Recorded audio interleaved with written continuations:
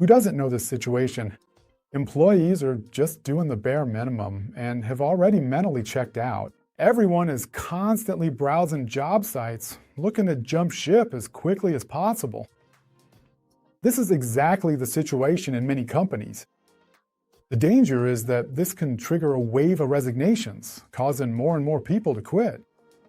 These are issues that companies have to deal with time and again. That means managers are often overwhelmed by this situation because it's such a gradual process that you don't immediately notice it in day-to-day business. And in this video, it's all about knowing the important indicators so you can recognize in time, hey, I need to take action now, otherwise things could get really dangerous. Never change a running system is the motto for many companies right now. They're playing it safe. What worked in the past can't be completely wrong today, right? We just need to get back in the calmer waters first, otherwise things will get dangerous. That's how desperately HR managers keep describing it to me. And a recent example came from Rudolph, owner of a mid-sized company that currently still has 437 employees. And he said, "Christoph, that worked great for years. Our system worked flawlessly and allowed us to set new records quarter after quarter. In our region, we were also the company with the best salary levels and hardly any employee turnover. That's why, as a defensive measure, we've now increased wages by about 15% in every exit interview. Additionally, we officially promised this to the entire staff at the last company meeting, and still, we couldn't stop the wave of resignations. We don't know what to do anymore. What the heck is going on?" That's how Rudolph described the current situation at the start of our collaboration. By the way, he found out about me through this YouTube channel and was desperately looking for solutions to his difficult situation. As always, at the start, I formed my own impression of the situation during the first phase by actively participating in the projects, in the work groups, with the employees and managers, at the workplaces, and even during breaks. And yes, the work production system was functioning and technically well organized. Employees and managers were fully integrated into the processes. Everyone knew what needed to be done and carried out the necessary tasks in a timely and results-oriented manner. However, three things immediately stood out to me.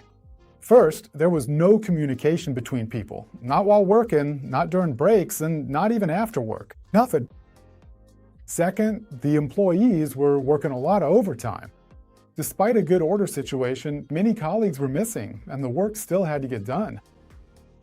Third, the managers were not fulfilling their leadership responsibilities. Less than 2% of their working time, that is, less than 10 minutes a day, was actually spent leading. In the second phase, I initiated conversations with managers and employees about the three specific points that stood out to me. And the employees would say something like, "I just try to do my best. I don't know if that's okay. No one supports me or offers suggestions for improvement. The only thing that matters is just getting the work done. The only way I can do that is by working overtime. This has been going on for way too long, Christoph. My personal life is suffering because of it. I can't keep doing this much longer." The managers argued with me, "Christoph, I have so much to do. There's just no time to constantly stroke every employee's ego. They know what needs to be done and what their responsibilities are, and they do a really good job. If something's not right, I'll say so. And this whole work-life balance thing is just marketing. If it keeps popping up in the media, eventually people start to believe it. It's all nonsense anyway. Work is work and free time is free time. Everyone should be able to separate the two themselves." Afterwards, I shared my impressions with Rudolph and said, "If you take a look at the situation now, two sides, employees and managers, who neither understand each other nor communicate, let alone support one another. Wow, that's a highly dangerous situation, right on the verge of escalation. No wonder one person after another is leaving the sinking ship. And under these circumstances, is it any wonder that your good intentions with the pay raise do little to nothing to help in this situation?" So our first step was to bring both sides back together by working intensively on these 3 points. And right in the very first month, there was already a jolt throughout the whole company, a real sense of a fresh start. People said, hey, things are really happening here. Our voices are finally being heard. That immediately had a clear, measurable effect internally.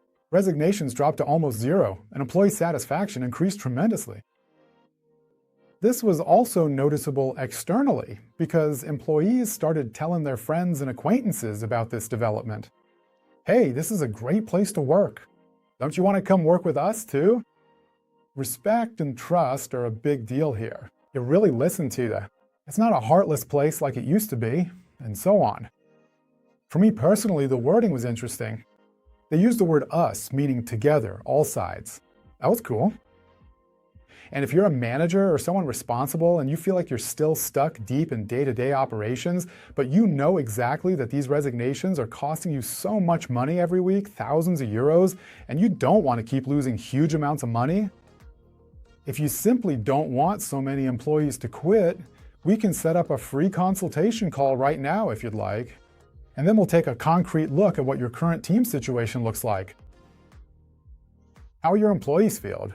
What challenges are you facing? And so on and so forth. That's where my team and I can help you with solutions, and I'm already looking forward to it. Otherwise, see you next time. Take care. Bye.